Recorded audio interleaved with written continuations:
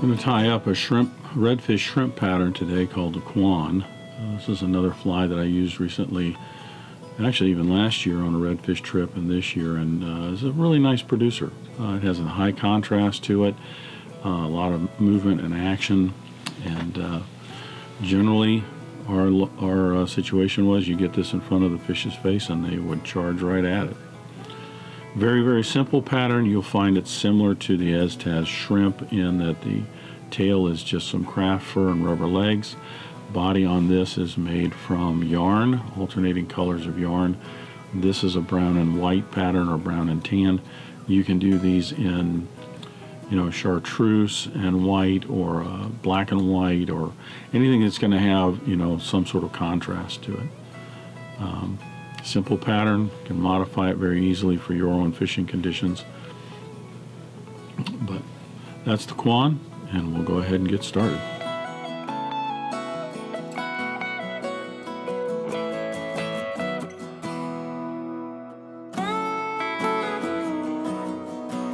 We'll start the Kwan by placing our hook in the vise. This is a Mustad S71SS.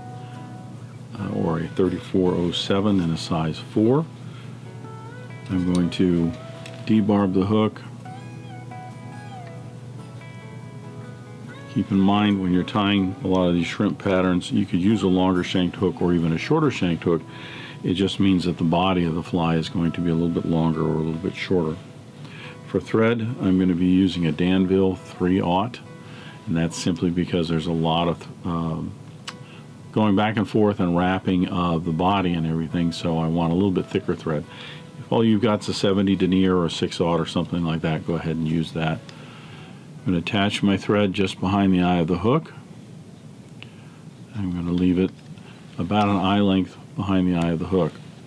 So I'm going to tie in my Bead Chain Eyes.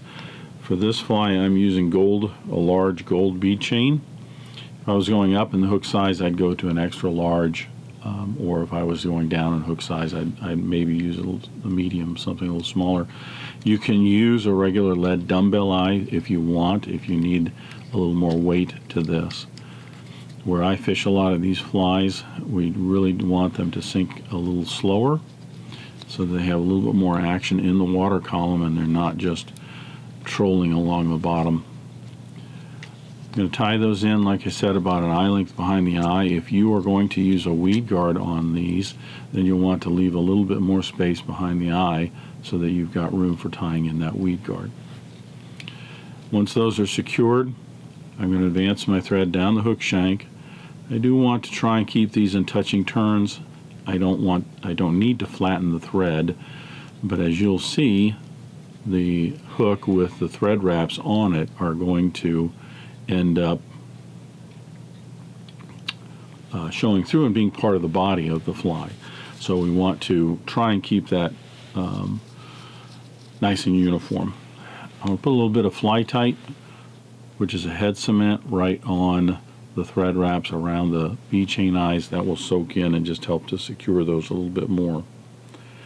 So we've got a tail to put in, and then we've got the body to build on our Kwan. The tail is craft fur. A lot of these shrimp patterns use craft fur. This is a cream colored craft fur that I'm using. You could certainly use a tan if you want. The cream has a little bit, it's a little brighter, has a better contrast with the resulting brown yarn that we're going to use in the body. And I'm going to cut out about a square inch off of the backing for the craft fur and holding it about the middle here. I'm going to tease out those short under fur or short under fibers, whatever you want to call them, just to get rid of those. This doesn't have to be a super thick tail, it's more the action that we're looking for. I'm going to hold some of these longer fibers right here and then pull out the shorter ones and then bring those back together again, and that's just going to fill that up a little bit, and I don't end up with a lot of extra long fibers. Might have to do that a couple of times. I want this nice taper on the tail right here, but I don't want, real long fibers sticking off the end of that.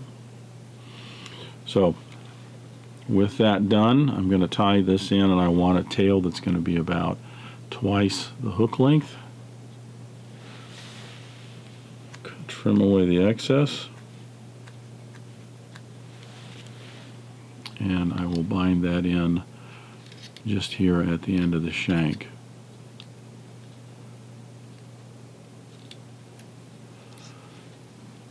I do not want to bind this up too far on the hook shank because it can interfere with the body that we're going to put on.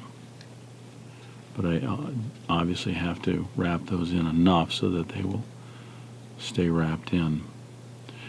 I'll leave my thread hanging about the point of the hook. I'm going to go ahead and color this. I'm using a brown prismatic marker. You can actually, I'm going to, for this one, actually use a Sharpie. If you want, you can use a brown Sharpie for this. I'm using a brown because the body's going to have brown in it. If you're going to have a different color, say a purple or chartreuse or something like that, then you might want to change up that marker a little bit. As you can see, all I really have to do is just touch this just a little bit, and the ink comes right out of the marker into those fibers. Again, we're just trying to put a little bit of contrast in this. We're not trying to color it up a huge amount. We just want something that's going to grab some attention. So I'm going to tie in my rubber legs now. I'm going to take two. I'm using some Sili-Legs and a pumpkin black flake, and I'm going to take two of them. You could do three if you want, but I'm going to take two of them, and I'm going to attach them to the hook on my side of the hook, and then I can take the front two here and fold them back so that they are on the other side of the hook. Just a little bit quicker way to tie those in. They're also very, very nice and secure because of all the thread wraps that are around them and through them. Generally don't have to trim these. If I tie those in pretty much even, then they will be just a little bit past the tail, which is what I'm looking for. But if you have to, by all means, go ahead.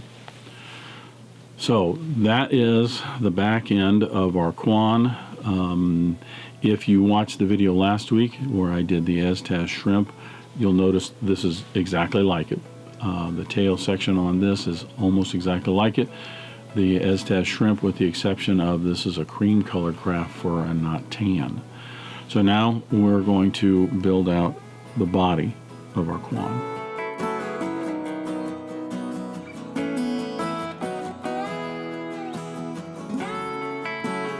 So the body of the Kwan is made with alternating bands of yarn, basically. In this case, it's a brown and a cream colored yarn. I'm using a wool for this. Simply because that's what I have. So I've got a brown yarn and a light white or cream colored yarn. You could use a sparkle yarn if you want, possibly even a polypropylene yarn if you want. It's up to you. So I'm going to be using the wool, and I'm going to start off with white. And what I have to do is, because of the wool on this is not very thick, so if I tie in just one strand here and alternate, it ends up taking a lot to fill the whole thing up. So I cut 3 in about 1 inch lengths like this, and I'll tie these in all at the same time. The thing with tying these in, you want to have these secured so that they're right on the back side of the hook. You don't want them wrapping around to the underside. But it can be kind of difficult because you're going across those, and it tends to want to turn them like this. So what I do is put in 2 wraps, light wraps, letting just the weight of the bobbin hold those in place, and then reach around, grab the other side, not pulling on that thread too tight. I'm going to put 2 wraps in the other direction. So we're crisscrossing these. And again, I'm not pulling that tight, and the reason is As you can see, I've got kind of a gap in those wraps right there, and I want those as much as I can nice and tight together. So what I'll do is I'll grab both ends here and lift that up and work that back and forth a little bit to bring those thread wraps together. And then that gets it nice and tight on the back end right here, and then also perpendicular to the hook shank. So at this stage, sometimes you have to assist the material by kind of anchoring it with your hand. I will start to put in a few more wraps that are a little tighter. I generally get about 3 tighter wraps in each direction. When this is all done, we're going to be coating it all with some head cement. So you really don't have to build up a lot of thread wraps right here. Then I'm going to stroke those back and bring my thread forward just a little bit for the next clump. And that is the brown. I'm going to go ahead and do the exact same procedure with that. It's up to you. You don't have to have each clump tight up against the previous one. I like the look a little bit better. It just makes it look a little bit fuller. But if there's a gap, I would not worry about it. The fly will still fish very, very well. So same procedure, a couple of light wraps in both directions. Grab the 2 ends, lift up, scooch those kind of back and forth.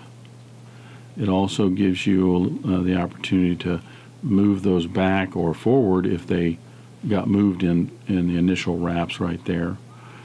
Then I will go ahead and put in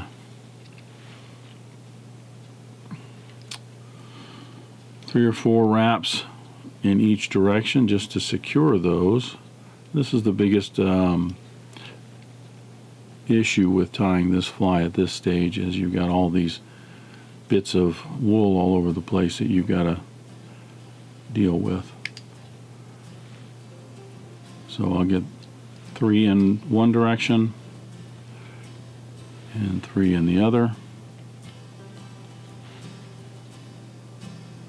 I want to try not to grab any of the previous material so that these are somewhat distinct, even though it'll all be kind of blended together here in a little bit. So that is how the body is made. So I'm going to go ahead and quit talking and just go ahead and wrap these in and get this done real quick so we can shape it and finish it out.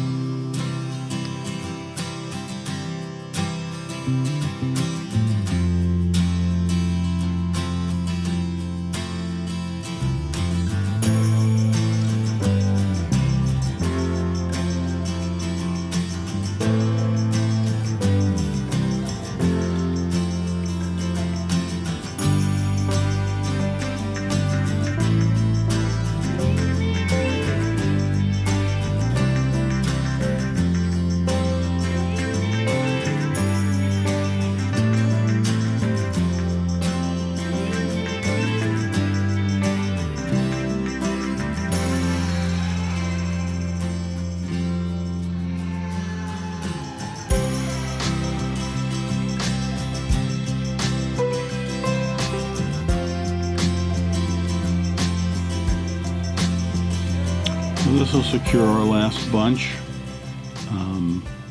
Again, I don't get too fussy about trying to make this super full, and I also don't get really too fussy in terms of having the same, even number, 3 white, 3 brown, and all that stuff. If you want to, you certainly can. Obviously, I've got some gaps there. If I were to tie these a little bit closer, I might get another one up here. I don't think it matters when this fly is trimmed. It's very full, and it looks just fine in the water. So I will get this thread wrapped in behind here just to build that up a little bit and bring it around front.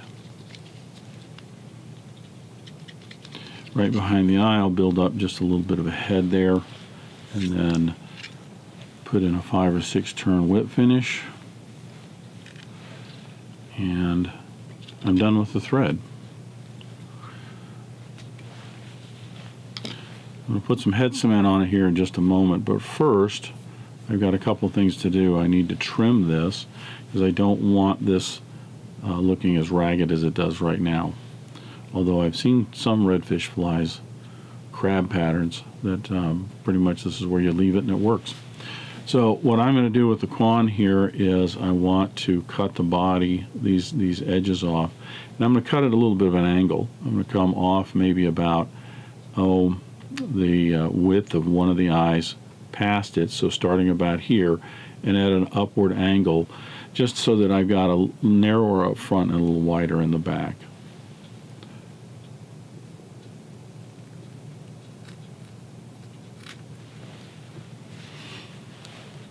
So you can see I have a little bit of an angle there. You can cut these straight across if that's what you want to do, and that works. Cut the other side about the same so that they are somewhat symmetrical. There you go. So now I have to tease these fibers out. You can see the wool is still kind of twisted together in there. And actually you start fishing this, and in a couple of casts, all that's going to come apart on you. And that's fine. A couple things you can do if you want to tease it out right now. You can use a comb to get in there and tease some of that out. I find it's actually much easier if you just use your bodkin. So you take your bodkin right at the base of some of these and just tease these out. And when you do, you'll see that all of this really starts to blend together in more of a solid body.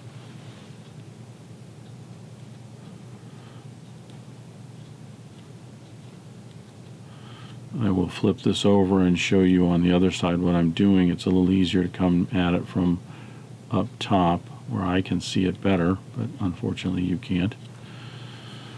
But what I'm doing is just placing my finger up under here and then just lightly poking through the fibers like this and running that point of my bodkin out. And that just separates the twist in the wool. Like I said, you fish this and within a few casts that water gets in there, all of these are all going to separate anyway, and it will be just fine. So with all of that teased out, you can see I have a few fibers that have stuck out here. If you want, you can trim those off just to make it look a little bit neater. I don't think it's going to affect the fishability of the fly. But that is the Kwan shrimp pattern. It's kind of a shrimpy looking, crabby looking kind of pattern. And you can also see that the alternating bands here kind of go in line with the tail in the back. Last step, I'm going to take some fly tight and I'm going to coat both sides of the hook shank, but I want to run some right down along all those threads and soak down into the base of the yarn. So that soaks all in there, and that just solidifies it a little bit, and it will make it a little bit more durable. So there you have it. That's the Kwan. Very similar to if you've ever seen or tied Del Brown's merkin. A lot of little crab patterns for permit, and bonefish are tied kind of the same way at the body in there. But the Kwan is a nice little shrimp pattern for redfish, and it's done pretty well.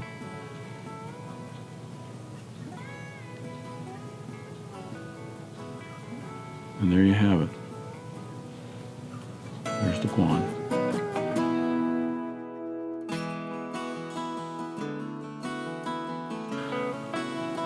Thank you for joining me today. I hope you enjoyed this video and not only learned a new pattern, but maybe learned some new techniques and a few new skills. If you like this video, please hit that thumbs up button below. You can support Dressed Irons by hitting the subscribe button, and don't forget to hit the bell icon so you get notified when new videos are published.